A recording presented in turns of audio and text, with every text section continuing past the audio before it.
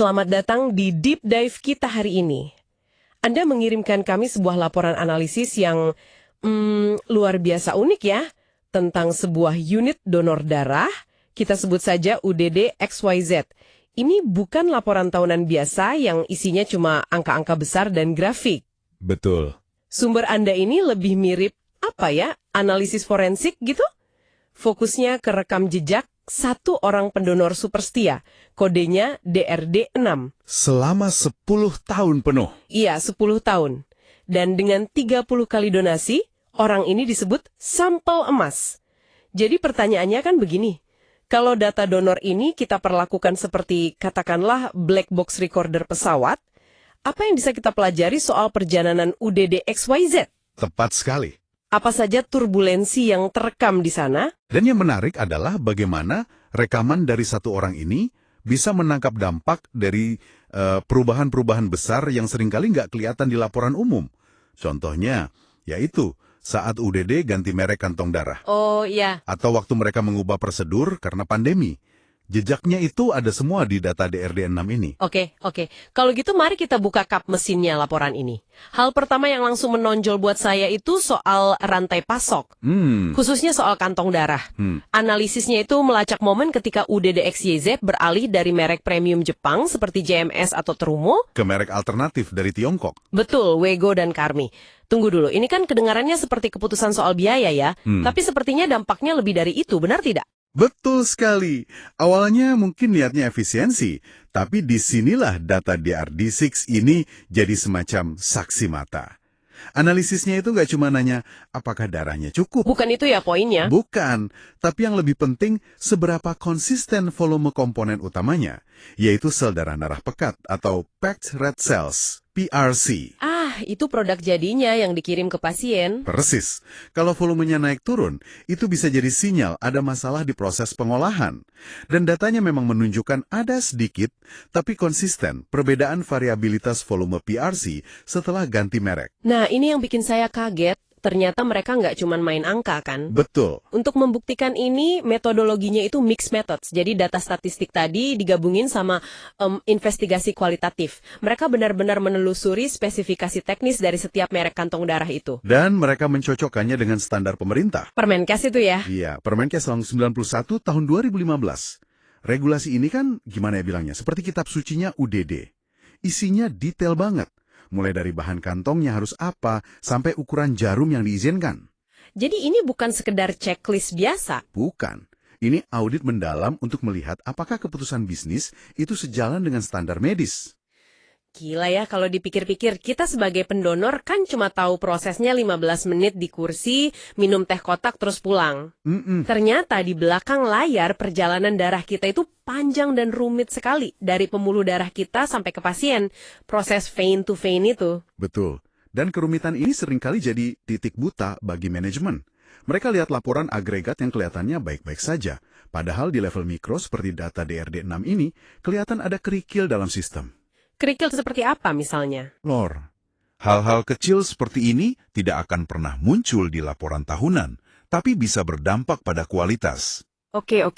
Jadi kalau ditarik benang merahnya, ini menunjukkan bahwa setiap donasi yang Anda berikan itu bukan sekedar sumbangan amal. Jauh lebih dari itu. Tapi juga sebuah titik data yang bisa jadi cermin bagi sebuah institusi. Data dari satu individu yang konsisten seperti DRD6 ini bisa memaksa sebuah sistem untuk, berkaca, mengidentifikasi kelemahan, dan akhirnya memastikan keamanan untuk ribuan pasien lain. Tepat. Jadi intinya, ngoprek data satu orang juara seperti DRD6 ini ternyata bisa jauh lebih jujur dan berdampak daripada sekedar melihat rata-rata ribuan data. Ini adalah cara untuk memahami cerita sebenarnya di balik angka. Dan mendorong perbaikan yang nyata. Betul sekali. Nah, ini memunculkan satu pertanyaan penting untuk Anda renungkan. Mengingat setiap tindakan rutin kita, entah itu berbelanja di toko yang sama atau menggunakan layanan transportasi publik setiap hari, itu kan bisa jadi data longitudinal yang sangat kaya. Benar juga. Pertanyaannya adalah, di sektor mana lagi, selain kesehatan, analisis mendalam terhadap satu sampel emas seperti ini dapat digunakan untuk menuntut transparansi dan mendorong perbaikan layanan secara fundamental? Oke, selamat datang di The Deep Dive. Hari ini kita akan menyelami materi yang Anda berikan ya, soal aturan main di balik sekantong darah di Indonesia. Betul. Misi kita kali ini adalah membongkar angka-angka tersembunyi soal waktu, soal suhu yang menentukan kualitas darah. Panduan kita, kitab sucinya, Peraturan Menteri Kesehatan Nomor 91 Tahun 2015. Tepat sekali. Dan ini bukan sekedar birokrasi loh. Ini sistem kendali mutu. Quality control ya. Betul.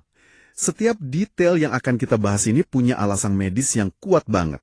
Tujuannya cuma satu, memastikan darah itu aman dan efektif untuk pasien. Oke, mari kita bedah ini. Hal pertama yang langsung menarik perhatian saya waktu baca sumber Anda itu soal volume. Volume spesifik untuk sel darah merah atau PRC. Ah ya. Untuk kantong 350 ml, isinya itu harus antara 156 sampai 234 mili. Kenapa ya? Kenapa rentangnya seketat itu? Saya kira isinya ya 350 mili saja. Nah, ini yang bisa dibilang masalah Goldilocks di dunia medis. Goldilocks. Iya, nggak boleh terlalu sedikit, nggak boleh juga terlalu banyak. Harus pas. Oke, gini. Kalau terlalu sedikit, katakanlah di bawah 150 mili, itu bisa jadi tanda kalau proses donornya kurang optimal. Dan itu bisa merusak sel darah merahnya. Lebih bahaya lagi kalau untuk pasien anak-anak, bisa keracunan sitrat. Wow. Sebaliknya, kalau kebanyakan, artinya pemisahan plasmanya nggak tuntas. Nah, sisa plasma berlebih itulah yang bisa memicu reaksi alergi. Oke, saya paham bahayanya. Tapi ini kan juga berarti presisi ini penting banget untuk efektivitas pengobatannya kan? Krusial, sangat krusial. Yang menarik di sini adalah, para dokter di lapangan itu mengandalkan volume standar ini untuk menghitung dosis. Oh, untuk dosis. Iya. 1 unit PRC yang standar itu harapannya bisa menaikkan hemoglobin pasien dewasa sebesar 1 gram per DL. Kalau volumenya beda-beda, Kacau semua perhitungannya. wah, kacau balau. Prediksi terapinya jadi nggak akurat. Oke, jadi soal volume saja sudah serumit ini. Tapi kalau kita lihat catatan Anda berikutnya, presisi ini jadi sia-sia kalau nggak diimbangi kecepatan. Benar-benar berpacu dengan waktu ya. Betul sekali. Darah yang baru didonorkan itu kan produk biologis yang hidup Betul. dan cepat sekali rusaknya. Makanya di Permenkes itu ada 2 batas waktu krusial. Maksimal 6-8 jam kalau tujuannya untuk membuat komponen trombosit. Itu rapuh sekali soalnya. Oke, itu untuk trombosit. Nah, bahkan kalau cuma untuk bikin PRC pun ada batasnya. Maksimal 24 jam. 24 jam. Di sumber Anda, pelanggaran batas waktu itu disebut ketidakpatuhan kritis. Itu istilahnya kuat banget ya. Memang. Jadi kalau ada kantong darah yang baru diolah di jam ke-25, itu secara teknis udah nggak layak pakai sama sekali. Secara teknis, iya. Dianggap tidak memenuhi standar mutu kritis. Karena setelah 24 jam itu, risiko kontaminasi dan pertumbuhan bakteri naik tajam. Dan yang paling penting, Apa itu?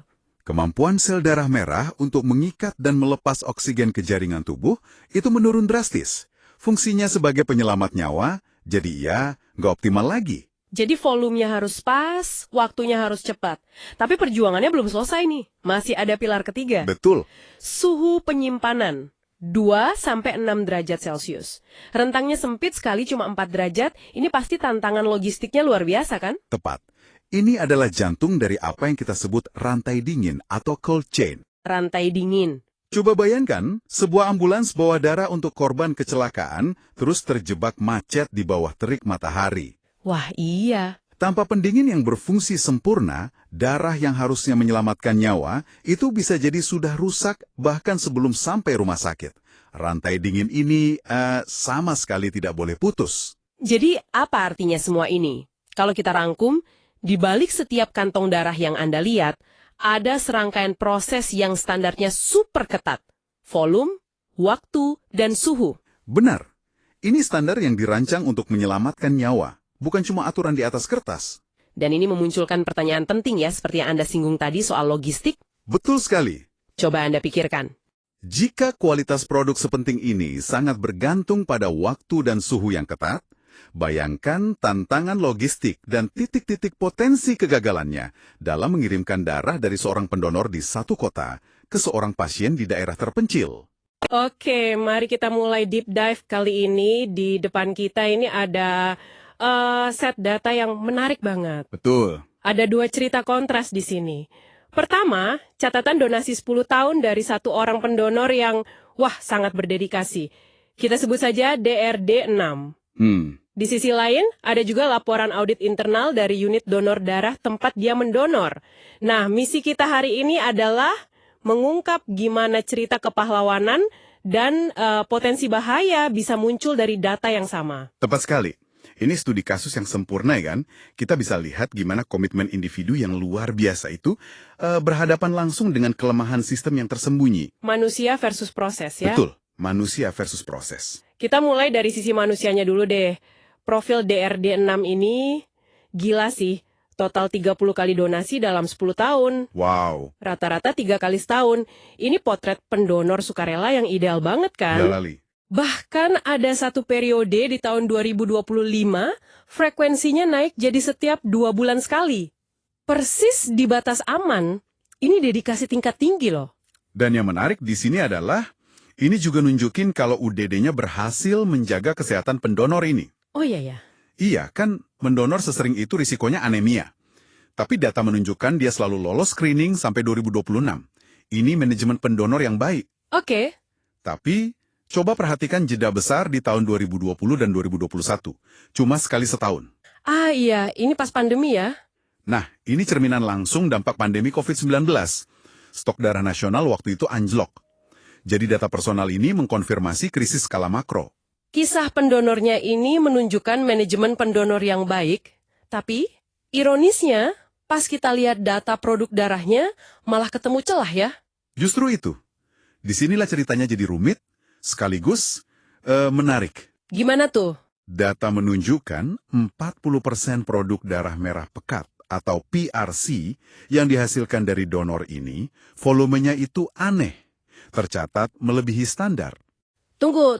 PRC itu apa? Kenapa volumenya bisa aneh? Oke, gini.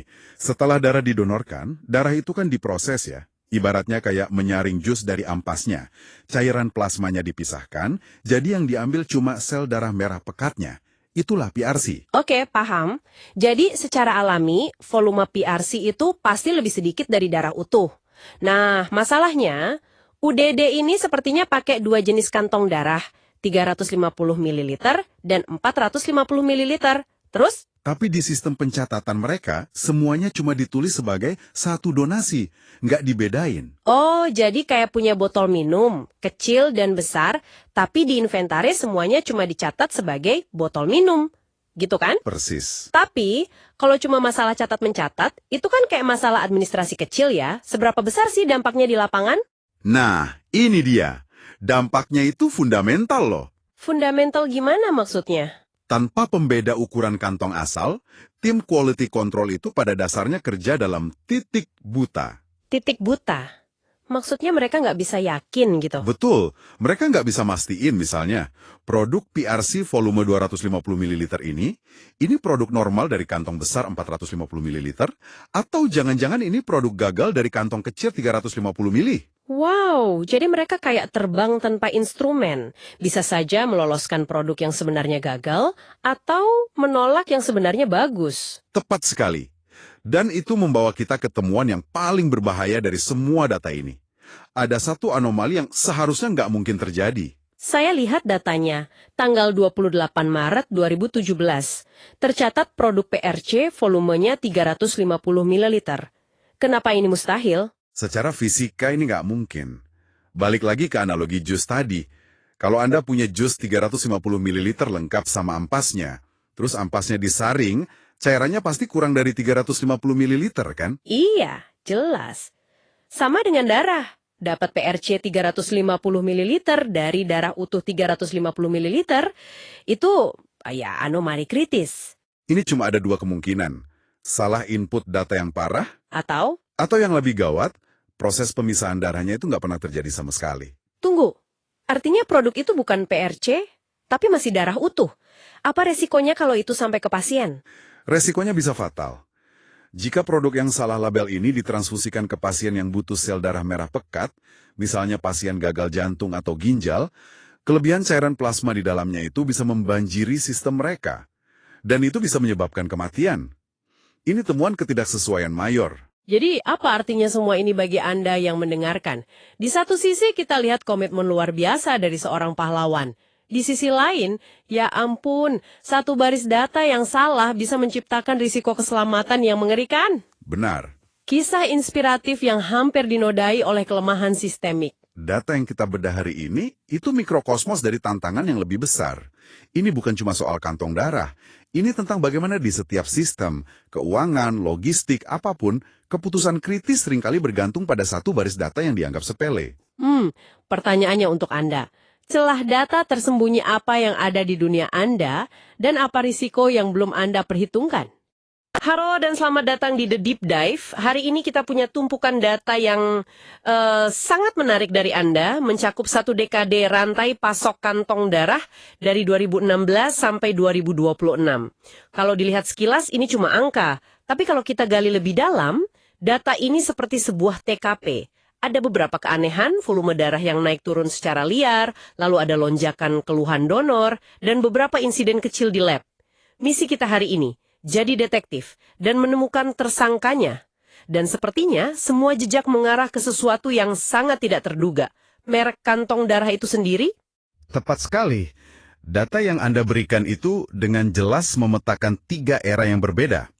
Awalnya kita punya era dominasi Jepang, ya dari 2016 sampai 2020.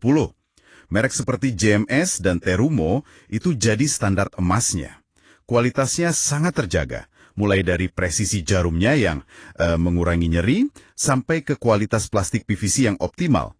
Keluhan teknis hampir tidak pernah ada. Benar, itu masa-masa yang tenang ya. Lalu datang era transisi di 2021-2022 dengan merek Eropa seperti Compoflex. Dan yang terbaru, nah ini yang paling krusial untuk investigasi kita, adalah era diversifikasi dan efisiensi biaya dari 2023. Di mana merek dari Tiongkok seperti iControl dan Wego mengambil alih sepertinya didorong oleh penghematan anggaran. Disinilah keanehan itu mulai muncul. Mari kita mulai dengan petunjuk pertama. Volume darah yang aneh itu. Ini adalah petunjuk yang paling jelas. Data Anda menunjukkan fluktuasi volume yang drastis di tahun 2024-2025. Satu bulan rata-rata 190 ml, bulan berikutnya bisa 224 ml. Penyebabnya hampir pasti ada pada kalibrasi timbangan darah. Spesifiknya pada tare weight atau berat kosong kantong.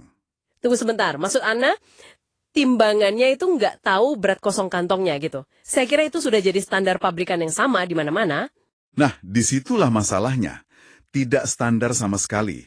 Kantong JMS dari era pertama mungkin beratnya 35 gram. Kantong Wego yang dominan sekarang bisa 42 gram. Wow, beda 7 gram. Betul. Perbedaan 7 gram itu kelihatannya sepele loh.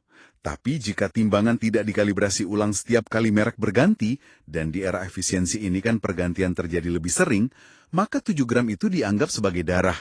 Itulah yang menyebabkan data volume Anda jadi kacau. Jadi maksud Anda, data volume darah yang selama ini kita anggap akurat, mungkin punya margin error yang signifikan hanya karena berat plastiknya. Itu bisa mengubah cara kita mengevaluasi efisiensi koleksi darah secara keseluruhan? Oke, jadi akurasi data terganggu. Tapi itu kan masalah teknis di lab. Apakah ada dampak yang dirasakan langsung oleh manusia? Misalnya oleh para pendonor?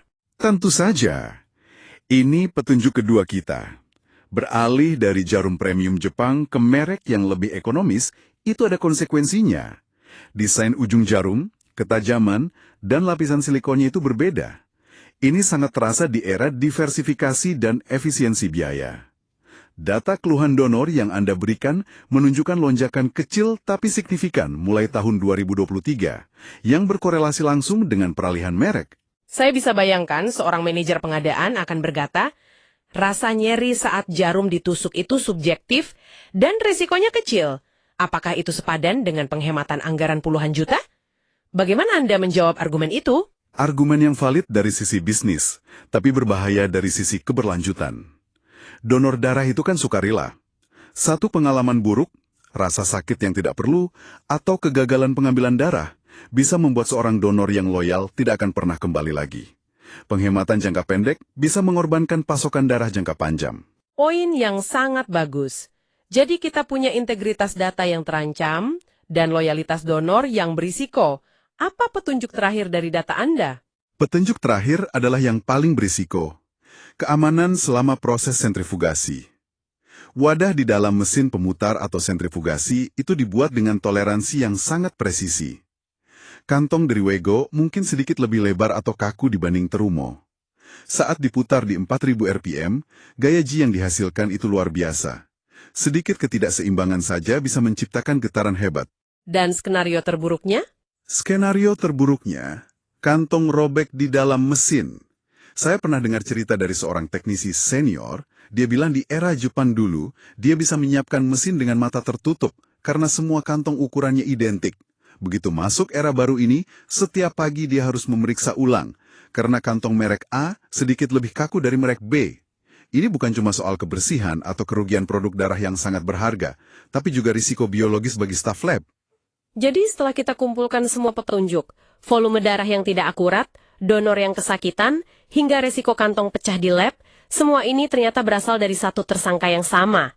Keputusan di tingkat pengadaan untuk beralih merek demi menghemat beberapa sen per unit. Persis seperti itu.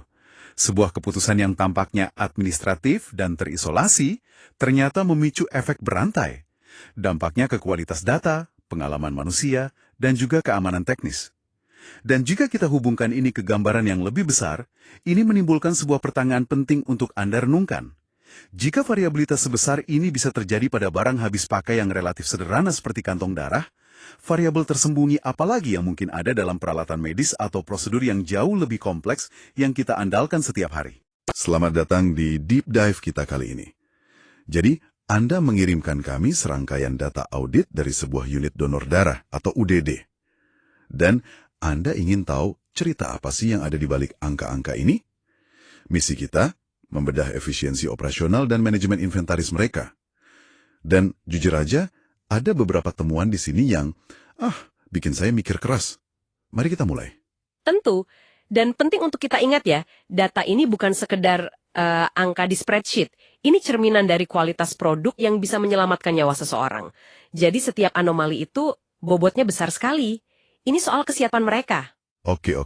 Langsung aja ke yang paling mencolok. Ada satu sampel darah yang diproses hampir 8 hari setelah didonorkan. Tepatnya 188 jam. Padahal standarnya kan maksimal 24 jam ya. 8 hari. Emangnya darahnya masih bisa dipakai kalau udah selama itu?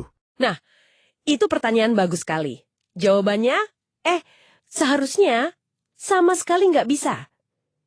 Dan disinilah, ini jadi sangat menarik. Ada 2 kemungkinan skenario nih.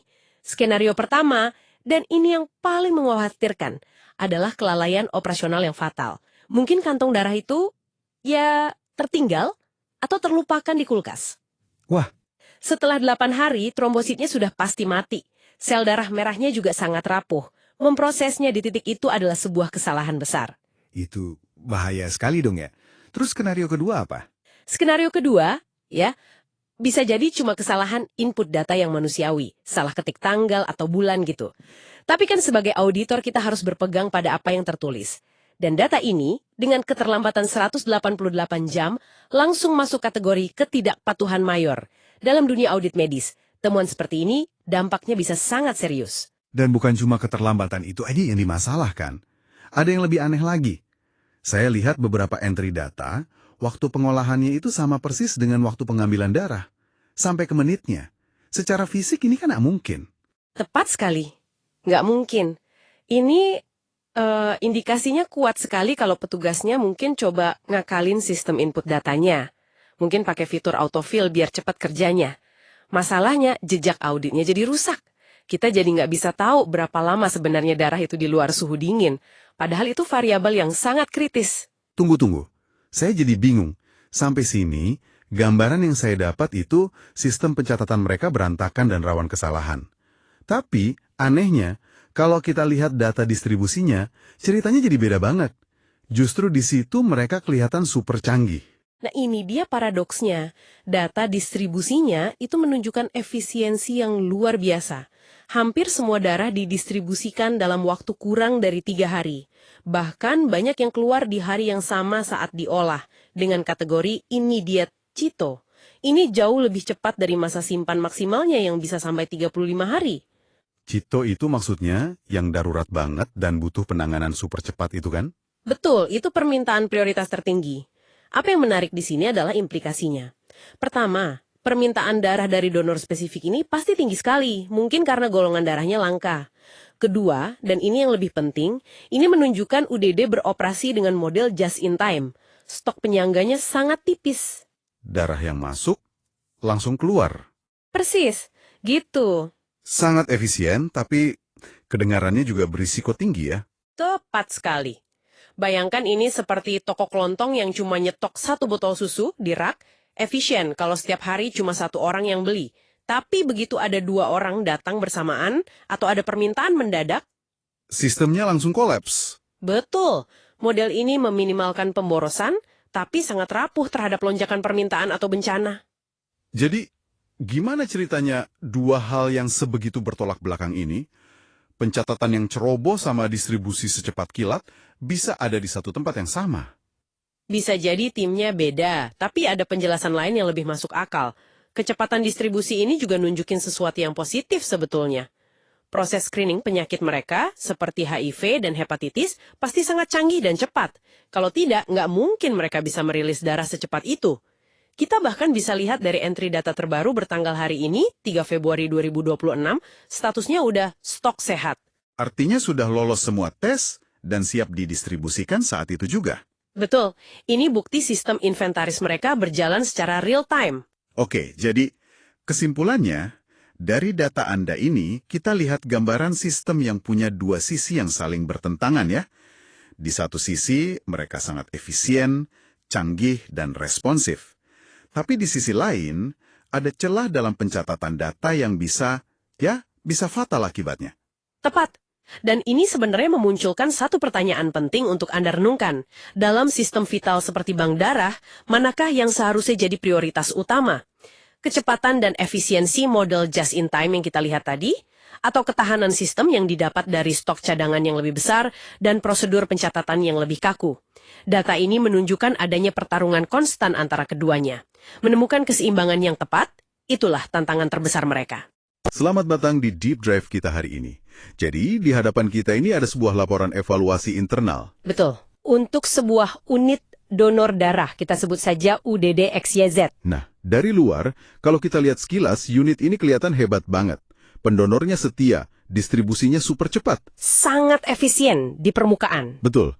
Misi kita hari ini, dan ini untuk Anda, adalah membongkar laporan ini. Kita mau cari tahu, apa sih yang sebenarnya terjadi di balik angka-angka yang tampak rapi ini. Karena begitu kita gali lebih dalam ya di balik efisiensi itu, kita menemukan retakan-retakan yang cukup serius. Kontradisinya langsung kelihatan. Nah, itu dia. Di satu sisi, laporan ini bilang stok darah mereka itu berputar kurang dari 3 hari.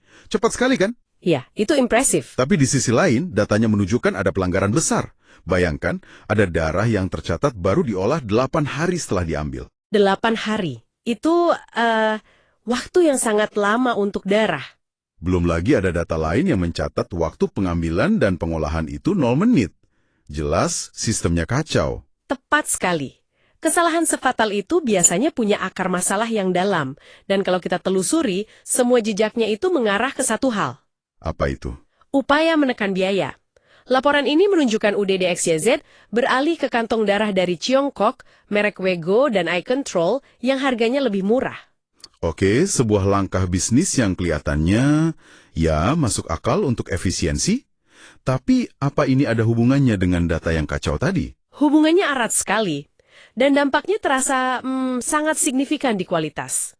Gimana tuh? Laporan ini menemukan sekitar 40% produk darah PRC atau sel darah merah pekat ternyata tidak memenuhi standar volume. 40%? Itu banyak sekali. Iya, kemungkinan besar ini adalah kantong kapasitas 450 ml yang salah dicatat oleh sistem sebagai 350 ml. Wow. Dan ini bukan cuma soal angka di laporan kan? Ini artinya pasien bisa jadi menerima transfusi yang kurang dari dosis seharusnya. Tepat. Itulah risiko klinisnya. Sangat berbahaya. Lalu, apa lagi? Lebih jauh lagi, laporan menunjukkan fluktuasi volume produk ini meningkat tajam di periode 2024-2025. Dan itu persis setelah mereka ganti merek kantong darah. Persis. Ini sinyal kuat bahwa mereka mungkin tidak mengkalibrasi ulang peralatan mereka seperti timbangan digitalnya. Oh, karena kantong baru bisa jadi punya berat atau spesifikasi yang beda. Betul sekali. Jadi upaya buat irit-iritan ini malah bikin blunder fatal di kontrol kualitas. Oke. Laporan ini pasti tidak berhenti di penemuan masalah saja, kan? Apa ada solusi yang ditawarkan? Tentu, rekomendasinya sangat teknis dan to the point. Pertama, dari sisi IT, mereka disarankan memasang logic gate di sistem mereka. Logic gate? Tunggu sebentar. Iya, Kenapa sistem sepenting bank darah tidak punya fitur krusial itu dari awal? Apa ini hal yang umum? ini pertanyaan yang sangat bagus. Seharusnya ini fitur standar. Ketiadaannya itu ya menunjukkan ada kelalaian dalam desain sistem awal. Oke. Selain itu, secara teknis, mereka diminta membuat protokol wajib untuk kalibrasi ulang setiap kali ada pergantian merek. Langkah yang sangat mendasar sebetulnya. Sangat mendasar. Mereka juga direkomendasikan melakukan audit forensik untuk menyelidiki kasus penundaan 8 hari itu. Di tengah semua masalah teknis ini, saya lihat laporan ini juga tidak lupa pada intinya, manusia. Ada satu rekomendasi yang menurut saya sangat menyentuh, yang soal penghargaan itu ya. Betul. Mereka mengusulkan penghargaan seperti PIN untuk para pendonor super loyal.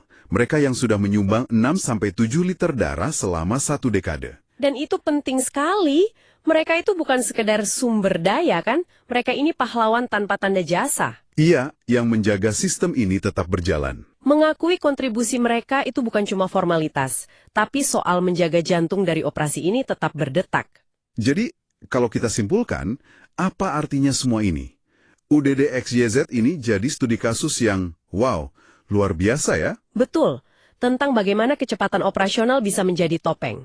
Topeng yang menutupi masalah kualitas dan integritas data yang fundamental. Mereka cepat, tapi belum tentu akurat dan aman. Benar sekali. Rekomendasinya jelas. Bereskan dulu dapur mereka, perkuat fondasi data dan teknisnya. Tanpa itu, kecepatan distribusi mereka justru menjadi sebuah risiko. Dan laporan ini juga menyarankan evaluasi klinis untuk kantong darahnya, kan? Iya, betul. Memantau keluhan nyeri dari pendonor atau masalah penggumpalan. Jadi, jangan hanya terpaku pada harga. Nah, ini meninggalkan satu pertanyaan penting untuk Anda renungkan. Dalam sistem yang sangat vital bagi kehidupan, seperti suplai darah, di manakah kita seharusnya menarik garis antara efisiensi biaya dan jaminan kualitas yang tidak bisa ditawar lagi?